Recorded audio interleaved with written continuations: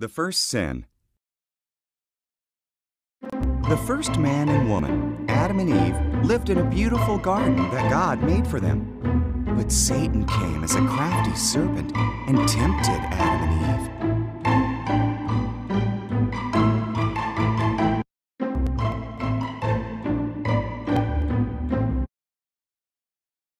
Did God say you must not eat the fruit from these trees? The serpent asked Eve. Just the tree in the middle, Eve replied. If we eat from it, we'll die.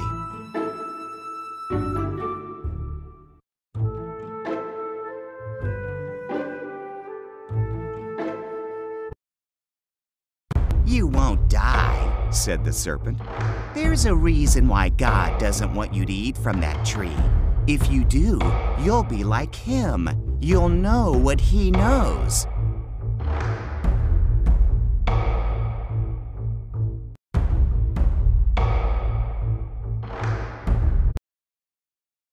Eve ate the fruit.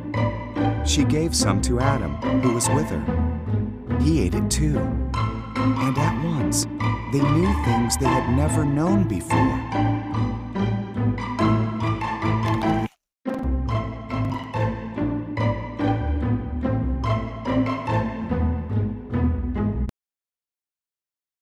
One thing they knew was that they were naked. They sewed leaves together to cover themselves. They'd never felt fear or shame before, so they knew something was wrong.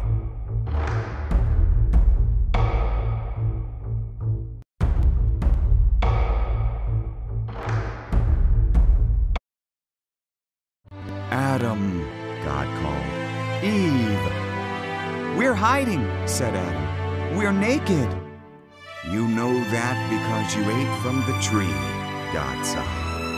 Then Adam blamed Eve, and Eve blamed the serpent.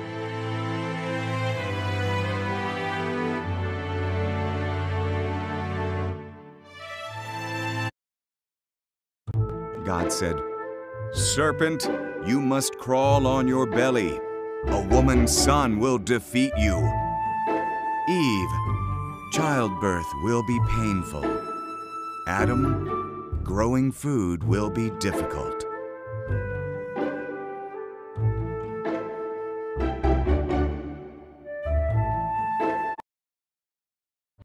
Then God made clothes for Adam and Eve and sent them out of the garden.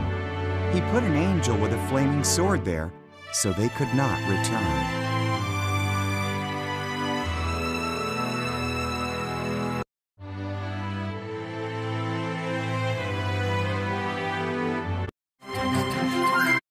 Two by two. The earth filled up with people, but they sinned so much that God was sorry he had made them. He decided to send a flood to wash away everyone on earth.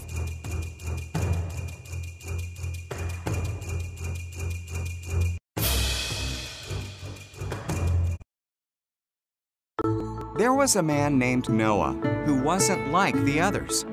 Noah loved God and obeyed him. God decided to spare Noah and his family from the flood.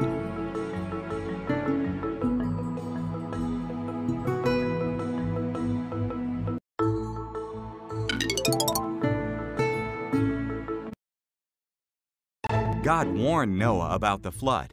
He told him to build an enormous boat with a low roof, 3 decks, a window, and a door. In obedience, Noah built it.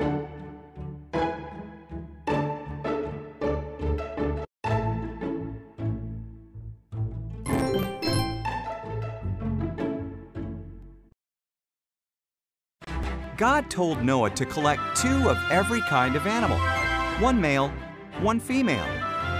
Then Noah, his family, and the animals went into the boat. God shut the door.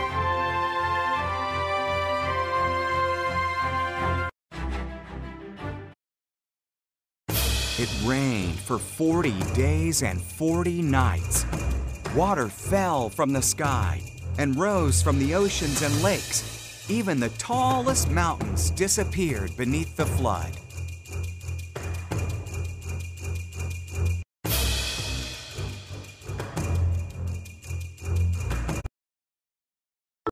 Meanwhile, Noah, his family, and all the animals were safe in the boat, floating on the floodwaters. God had not forgotten about Noah, not even for a moment.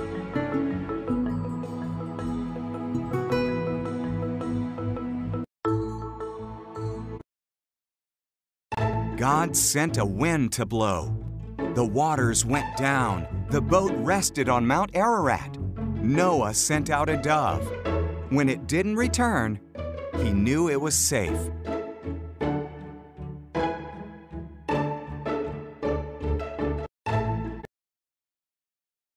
When the ground was dry, God told them to come out. He put a rainbow in the sky as a promise that he would never flood the whole earth again.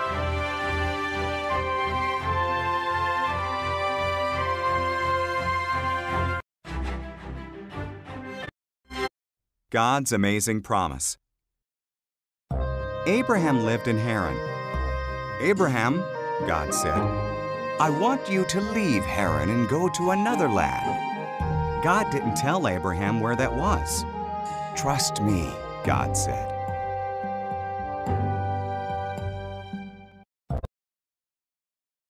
"Do this," God said, "and your children will become a great nation." "How?" Abraham wondered. His wife Sarah was too old to have children. "Trust me," God said.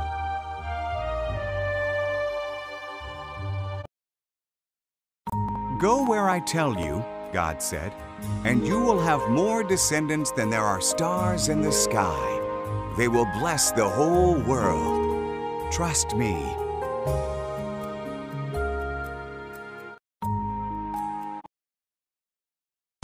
So Abraham trusted God. He took Sarah, his nephew Lot, and everything they owned. He went where God told him to go. He went to the land of Canaan.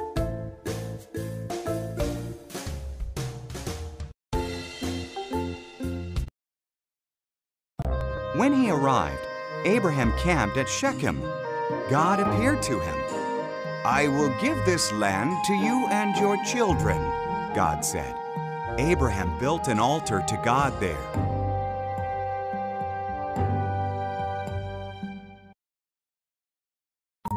Abraham traveled around God's promised land.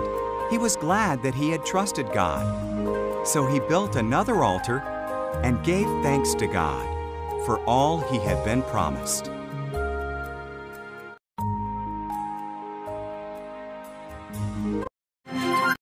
Abraham's big test. God promised Abraham a son, and from that son, many descendants, who would bless the whole world.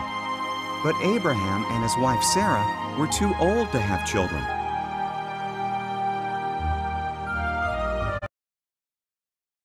"20 years went by. Still, Abraham trusted God's promise. When he was 100 and Sarah was 90, God reminded them of his promise. Sarah was going to have a baby.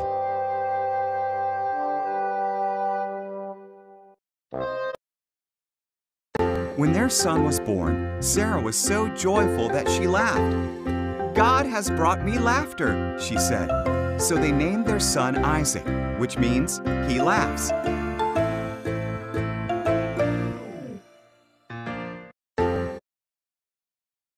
When Isaac was a boy, God tested Abraham by telling him to take Isaac to Mount Moriah and kill him as a sacrifice to God.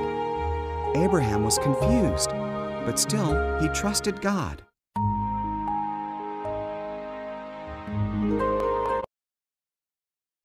Isaac carried the wood, and Abraham held the knife and torch. Together they climbed the mountain. "Where is the lamb for the sacrifice?" asked Isaac.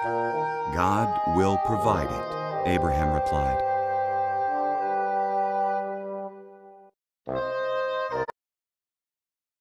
Abraham arranged the wood on an altar, tied up Isaac, and laid him on the wood. As he raised the knife to kill Isaac, an angel called his name, "Abraham!"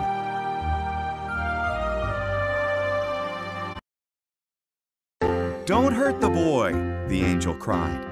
God knows you trust His promise. Look, there in the bushes, a ram is caught by its horns. Sacrifice that instead.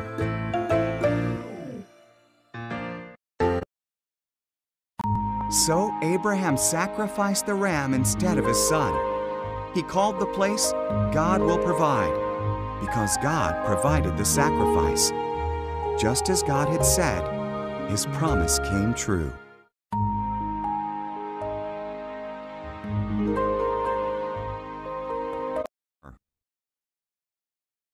Jacob had 12 sons, but he loved his son Joseph the most. He gave Joseph a special brightly colored coat. Joseph's brothers were jealous of him. They hated him.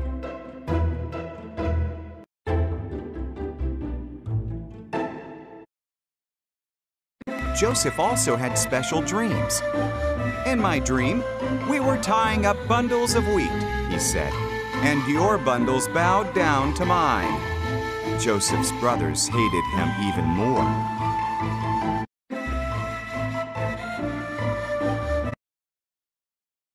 Joseph had another dream. The sun, the moon, and 11 stars bowed down before me. His father and brothers grumbled.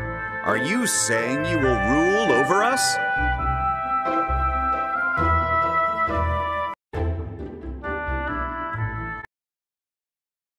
One day, Joseph's brothers were in the fields watching their sheep. They saw him coming to see them. They planned to kill him and put an end to all his dreams.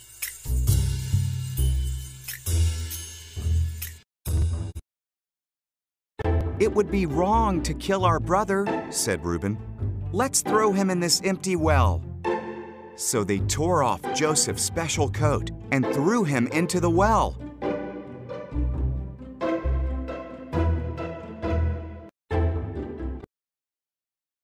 Ishmaelite traders came by on their way to Egypt. Let's sell Joseph as a slave to the Ishmaelites, suggested Judah. So the brothers sold Joseph for 20 pieces of silver.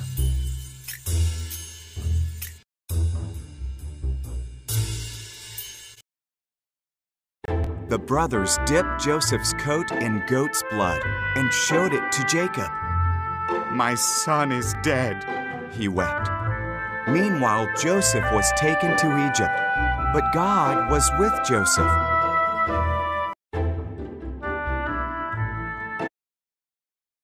In Egypt, the Ishmaelites sold Joseph to Potiphar, one of Pharaoh's captains. God blessed Joseph and made him successful. Potiphar put Joseph in charge of his whole household.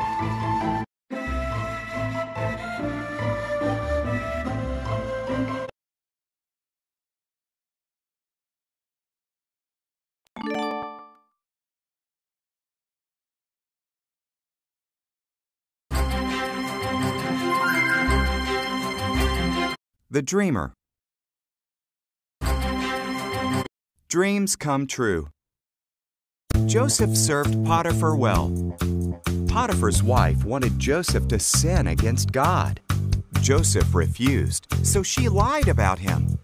Potiphar believed her, and Joseph was thrown into prison.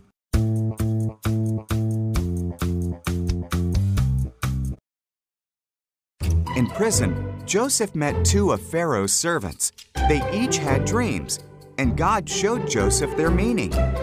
Joseph's explanations came true. The cupbearer was released, and the baker was hanged.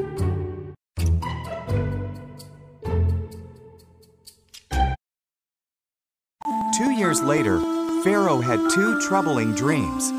The cupbearer remembered what Joseph had done for him and told Pharaoh. So Pharaoh sent for Joseph and told him his dreams.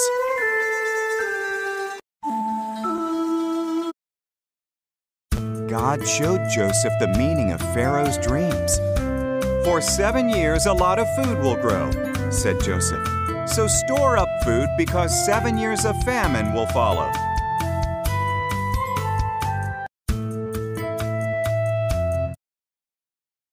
Pharaoh was impressed by Joseph's wisdom, so he put Joseph in charge of storing up all the food. Apart from Pharaoh, no one in Egypt was more powerful than Joseph.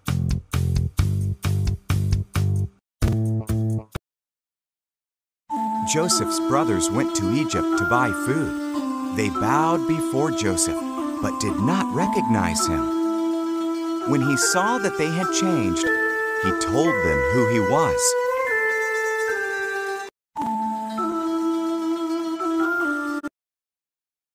The brothers were terrified.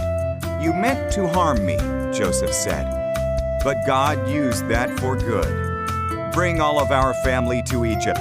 We will have plenty to eat."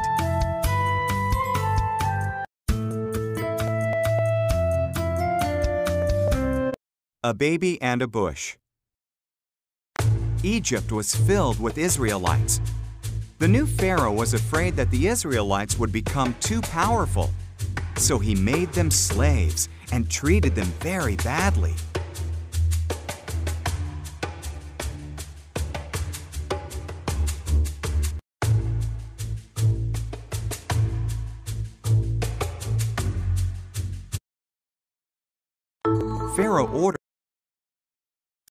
Pharaoh's daughter was bathing.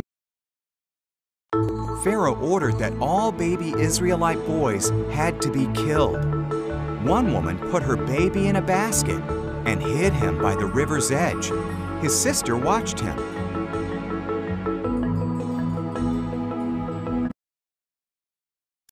Pharaoh's daughter was bathing by the river.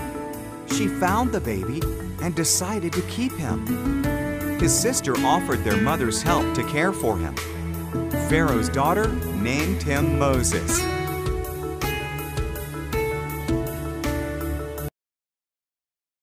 Moses grew up. One day, he saw an Egyptian beating an Israelite. Moses killed the Egyptian. Then he fled to Midian and was a shepherd for 40 years.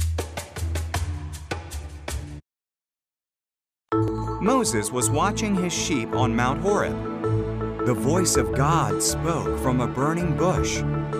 "My people are suffering, Moses. I have chosen you to free them."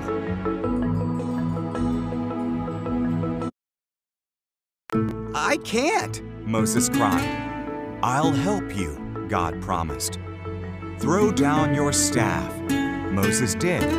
It turned into a snake. When he picked it up, it was a staff again.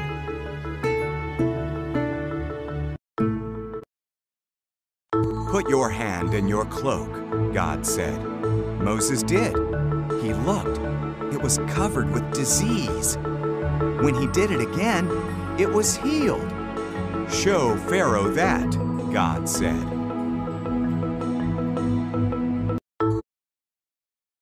"I'm not a good speaker," said Moses. "I'll give you the words," God said. "Your brother Aaron can help." So Moses went to tell Pharaoh to set the Israelites free.